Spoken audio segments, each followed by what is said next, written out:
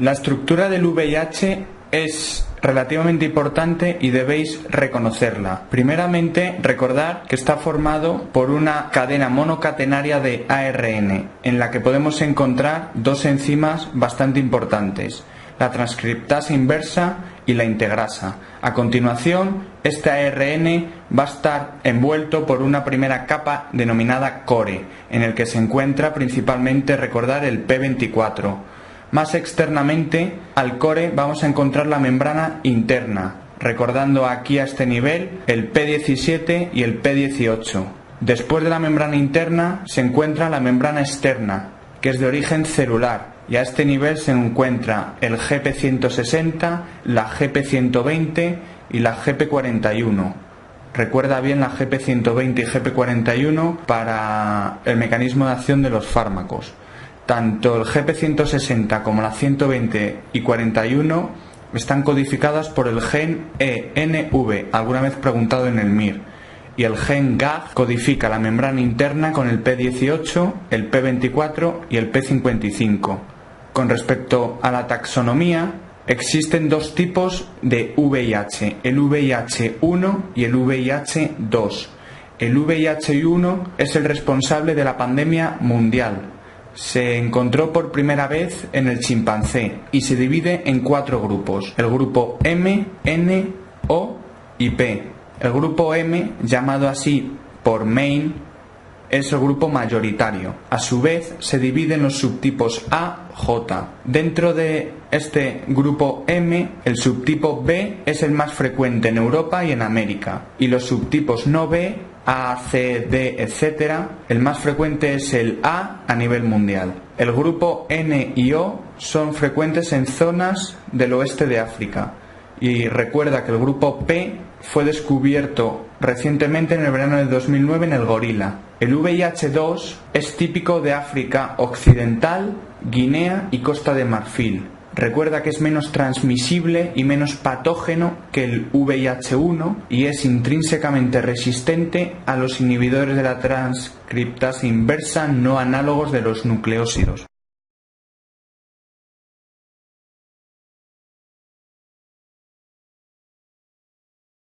Se reconocen 3 vías de transmisión del VIH. Primeramente, la vía sexual, a continuación la vía parenteral y vamos a repasar también la vía vertical. Con respecto a la vía sexual, recordad que la más frecuente a nivel mundial es la heterosexual hoy en día. Recuerda también que la circuncisión utilizada en los países subdesarrollados es un mecanismo de prevención de la transmisión de la mujer al hombre. Con respecto a la vía parenteral, recordar que antes era una vía de transmisión muy frecuente en España debido a los usuarios o adictos a las drogas por vía parenteral, hoy en día muy minoritarios. Recuerda también que el riesgo de transmisión tras un pinchazo ocupacional es del 0,3%.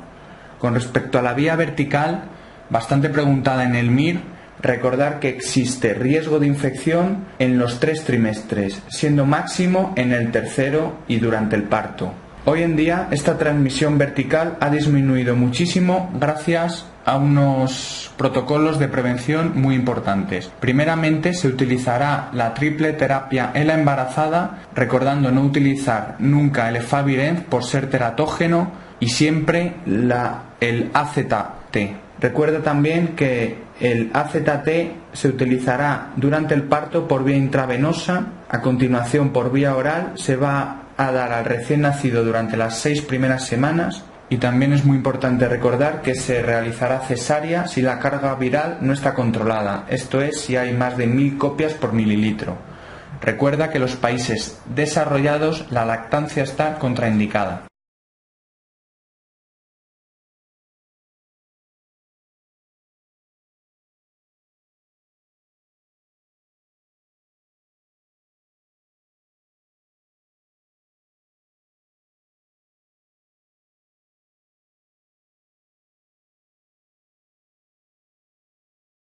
Las pruebas diagnósticas que tenemos para el diagnóstico del VIH se pueden dividir en métodos directos y métodos indirectos. Los métodos directos principalmente van a ser 3: el cultivo del virus en medios celulares que hoy en día solo se realizan en laboratorios de referencia, requieren unas medidas de seguridad que lo hacen muy inviable en el resto de los casos. Por otro lado, la antigenemia P24 y por último la PCR, que puede ser cualitativa o cuantitativa.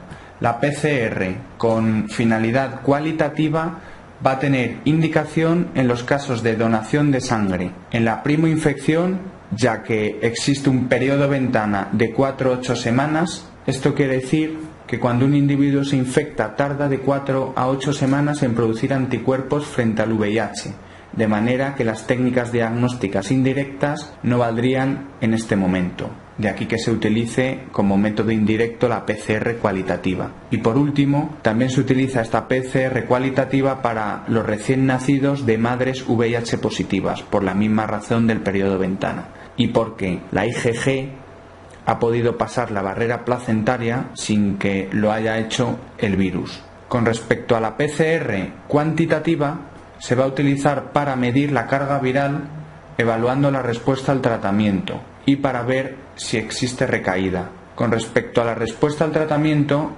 recordar que el método más adecuado hoy en día para monitorizar esta eficacia del tratamiento es el recuento de células CD4. Con respecto a los métodos indirectos, vamos a tener en primer lugar la ELISA, que es un test muy sensible pero poco específico, porque detecta anticuerpos frente a múltiples antígenos del VIH, por tanto se va a utilizar solo para el diagnóstico inicial y el screening. El Western blot, sin embargo, es una prueba muy específica, ya que detecta anticuerpos frente al antígeno P41, el P120 y el P24 exclusivamente. Por tanto, va a ser una prueba que va a confirmar el diagnóstico cuando la ELISA es positiva.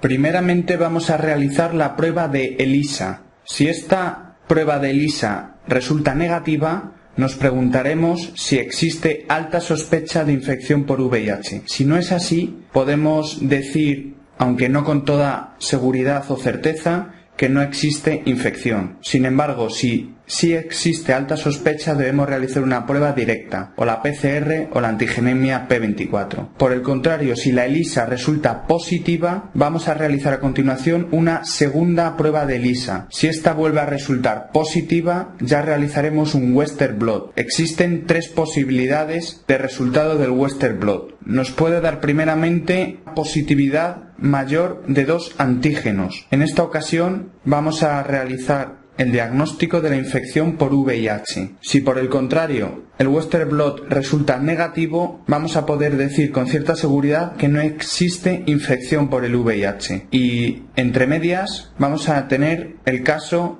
en el que el Western blot resulta positivo solo para un antígeno. En este caso el Western blot es indeterminado y debemos repetirlo a las 4 o 6 semanas junto con una prueba directa, la PCR o la P24. A las 4 o 6 semanas vamos a poder encontrar una progresión, ¿vale? De un antígeno hemos pasado ya a una positividad para 2 antígenos, entonces en este momento diagnosticaremos al paciente de infección por VIH. Vamos a poder encontrar positividad para un antígeno y la prueba directa negativa. En este caso vamos a descartar la infección, o por el contrario vamos a poder encontrar positividad para un antígeno pero la prueba P24 o la PCR positiva. Aquí nos preguntaremos si el individuo se encuentra en periodo ventana y entonces tendremos que repetir el Western blot en un mes.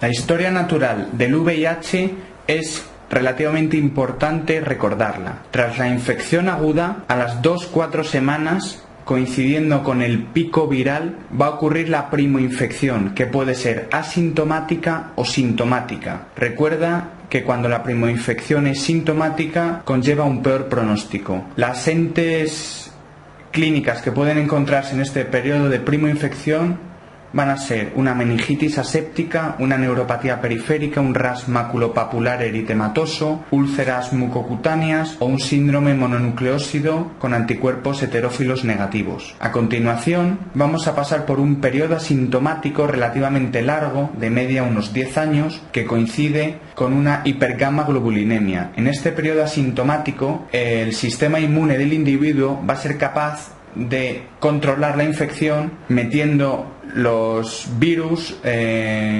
dentro de los ganglios linfáticos. De ahí que en este periodo asintomático sea frecuente que encontremos una linfadenopatía generalizada persistente. Debemos sospechar que el paciente está infectado por el VIH ante un individuo que presenta linfadenopatía mayores de 1 centímetro en más de 2 localizaciones extrainguinales y durante un periodo de más de 3 meses, sin causa aparente.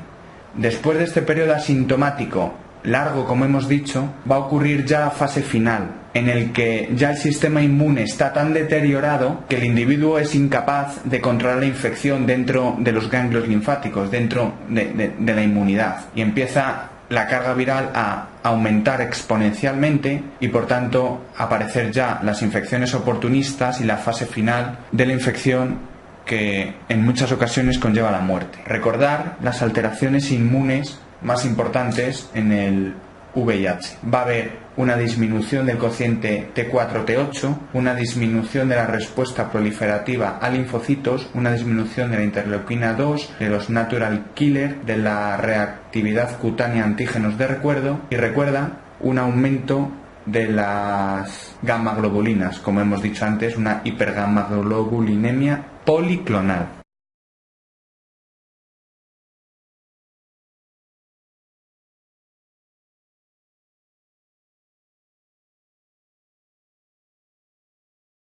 Con este cuadro resumen podemos repasar de una manera muy eficaz la clasificación del VIH. Recordar que en la fase A de la enfermedad el paciente se encuentra en el periodo de primoinfección o en el periodo asintomático o con linfadenopatía generalizada persistente. Es importante que recordéis la fase B o fase sintomática precoz, en el que podemos encontrar una angiomatosis bacilar, la candidiasis orofaringea o mujer o la candidiasis vaginal, la leucoplasia oral vellosa, el herpes zóster, la displasia cervical o carcinoma in situ o la trombocitopenia autoinmune. Y por último, la última fase de la enfermedad sería aquella fase en la que ya se encuentran infecciones oportunistas. Sería la fase C y son las enfermedades indicadoras de SIDA. En Europa solo se denomina SIDA cuando el individuo tiene una enfermedad oportunista, como ya hemos dicho. Sin embargo, en Estados Unidos son criterios de SIDA, además de las infecciones oportunistas, la inmunodepresión excesiva menor de 200 CD4, aun cuando el paciente se encuentra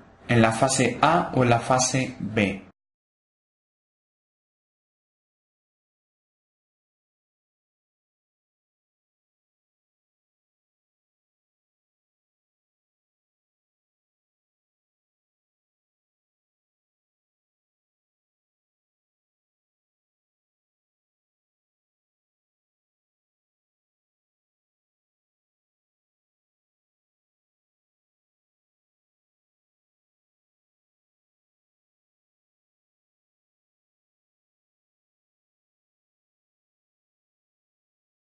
A través de este dibujo vamos a ser capaces de repasar el mecanismo de acción de los distintos antirretrovirales, esto es, el lugar exactamente en el que actúan los distintos fármacos en la cadena o en la evolución de la infección del VIH, desde que se une al receptor y correceptor hasta que infecta metiéndose el ADN viral dentro de la célula, pasa a través de la integrasa a formar parte del ADN celular, a continuación sale y a través de la proteasa se divide, se ensambla y vuelve a salir formando nuevas células hijas VIH.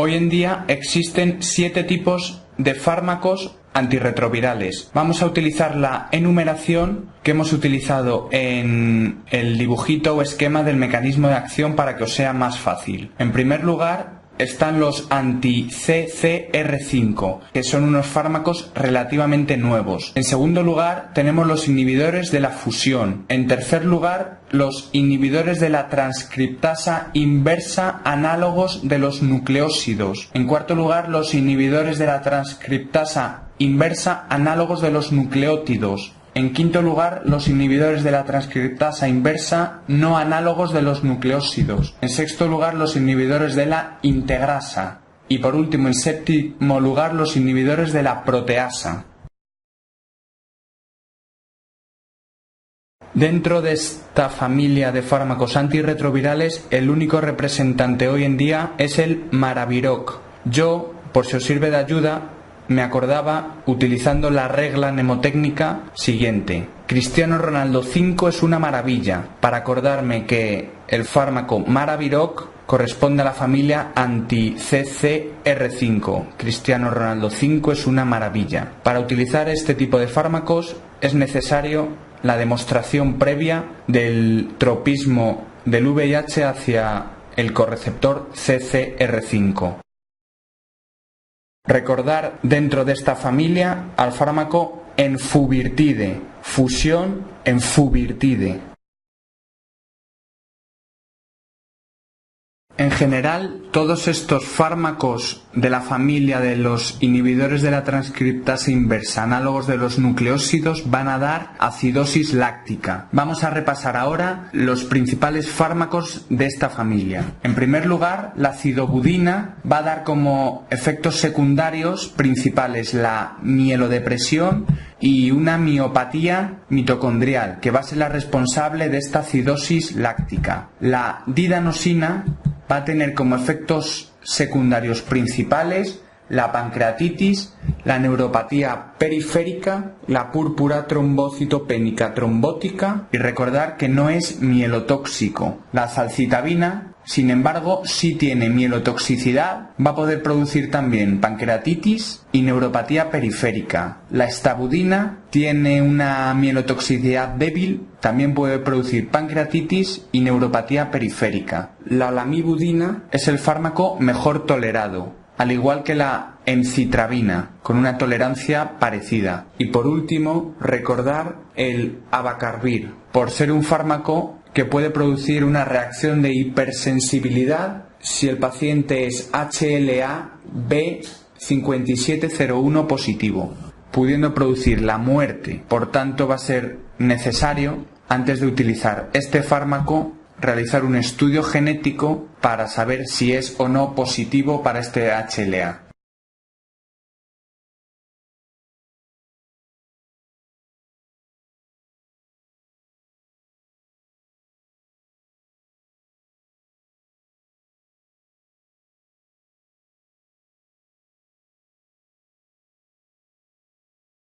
Recordar dentro de esta familia al tenofovir.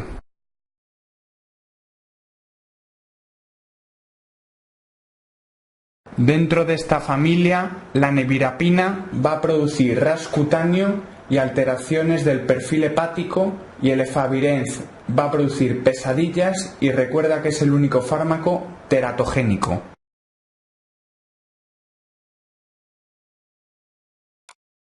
Recuerda el raltegravir.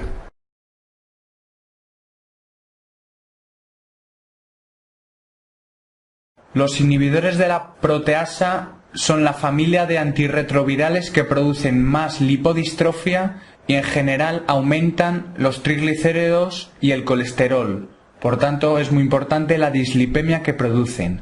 Dentro de esta familia, recordar que el saquinavir fue el primero en emplearse. Es el mejor tolerado, pero es el menos potente, siendo mala la vía oral. Recuerda también que el nelfinavir y el lopinavir producen como efectos secundarios la diarrea. El ritonavir va a tener un mecanismo de acción especial porque va a inhibir la P450 hepática, por tanto se va a utilizar en combinación con el resto de fármacos como terapia potenciadora. Produce principalmente intolerancia gastrointestinal como efecto secundario. El indinavir, por su parte, va a producir nefrolitiasis e hiperbilirrubinemia indirecta.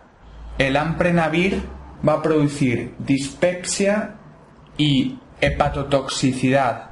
El fosamprenavir va a producir principalmente hiperglucemia. Y recordar por último el darunavir y el atazanavir, porque van a ser los fármacos utilizados en la terapia targa.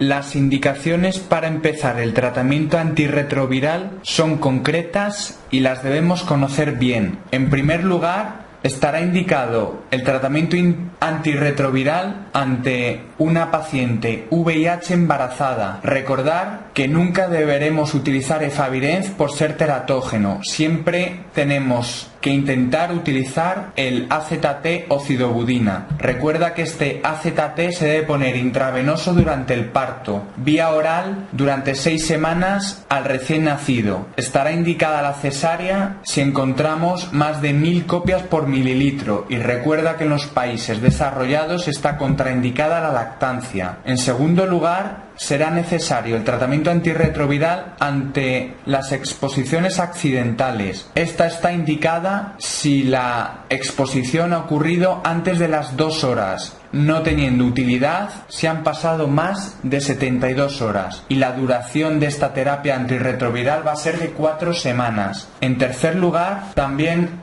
está indicado el tratamiento antirretroviral si el paciente ya se encuentra en una fase C de la enfermedad. Esto es, si ya tiene enfermedades definitorias de SIDA. Recuerda que hoy en día también se debe empezar ya en la fase B. También está indicado el tratamiento antirretroviral cuando la inmunodepresión baja por debajo de los 350 CD4. Cuando el paciente ya tiene una nefropatía por VIH, si el paciente tiene coinfección por el virus de la hepatitis B que requiera tratamiento. Esto es porque existen unos fármacos que son comunes tanto para el tratamiento de la hepatitis B como para el tratamiento del VIH, como puede ser el tenofovir, el adefovir o la lamivudina. Entonces, si tratamos la hepatitis B en monoterapia y no tratamos el VIH, vamos a formar resistencias luego para el tratamiento antirretroviral. Y por último, aunque esto es discutido, si el paciente lo desea, también debemos empezar el tratamiento antirretroviral.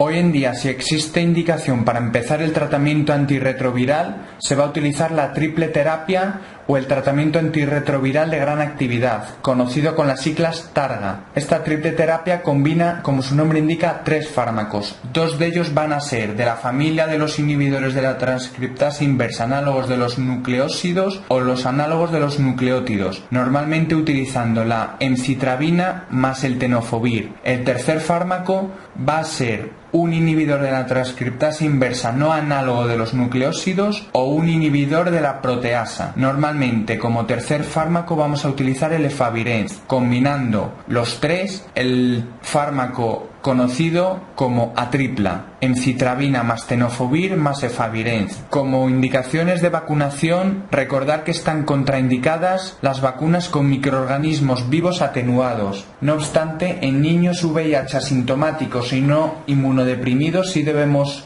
dar la vacuna de la varicela y la triple vírica. Está indicado la vacuna antineumocócica y la vacuna antigripal anualmente para los pacientes VIH positivos. Por último, la profilaxis primaria y la profilaxis secundaria debe realizarse hasta que los CD4 sean mayores de 200 CD4. Cuando supere esta cifra, hoy en día se puede dejar la profilaxis, tanto primaria como secundaria.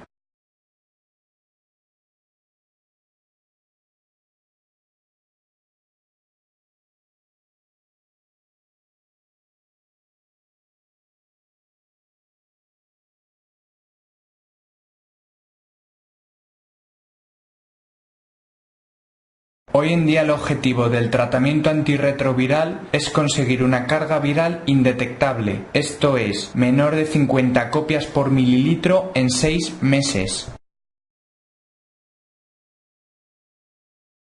Una vez se comienza el tratamiento antirretroviral, este debe mantenerse de por vida.